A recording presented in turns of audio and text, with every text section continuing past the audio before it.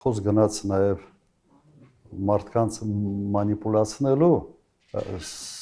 իսկապես լավ են անում, կարողանում են, դա մի հատկություն է, որը ենթադրում է, որ դու ներսում որոշակի կարմիր գծեր չունես, սովորաբար կարմիր գծերը դաստիարակությունից են գալիս, չէ, ասում ես ոնց խաբեմ, որովհետև մեկ շաբաթ հետո կամ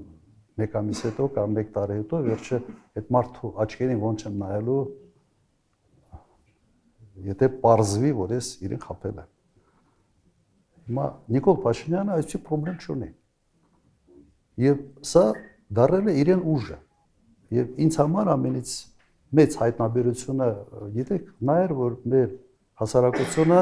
չափազանց հանդուրժող է ստի նկատմամբ։ Մարդու կարելի է ամեն օր 100 անգամ, 1000 անգամ ստի վրա բռնել եւ մարդը դեռ շարունակում է ունենալ ինչ որ այնքանակի, բավական լուրջ քանակի կոմունակիցներ։ Ինձ համար սա բան է, սա որոշակի շոկի պես բան է։ Ես երբ որ մի բան ասում եմ, միշտ ասում ես հետեւյալը, բա այս մարդիկ մի տարի հետո որ հարցնեն, չես կարող սուտ ասել, որովհետև դու հանրային դաշտում ես գործում եւ հատկապես հիմա ամբողջը ձայնագրված մնում է մարդիկ աչքդ պիտի կողեն եւ դու ամոթից sense գետինը պիտի մտնես։ Այս խնդրեմը այս իշխանությունը չունի։ Եվ ցավոք մեր միջավայրում սա դառել է ուժ, այլ ոչ թե թերություն։ Ես իրենց անունը, գիտեք ոնց եմ ասել, իրենց անունը դրել եմ քաղաքական խարդախներ։ Խարդախության զոհը միշտ միամիտ մարդն է։ Խարդախ չի կարող խարդախություն անել։ Խարդախության անելու համար ինքը պիտի միամիտ մարդկանց գտնի, խափի եւ մարդիկ կան, որոնք անգամներով մի քանի անգամ կարան խարդախության զոհ լինել։ Խարդախը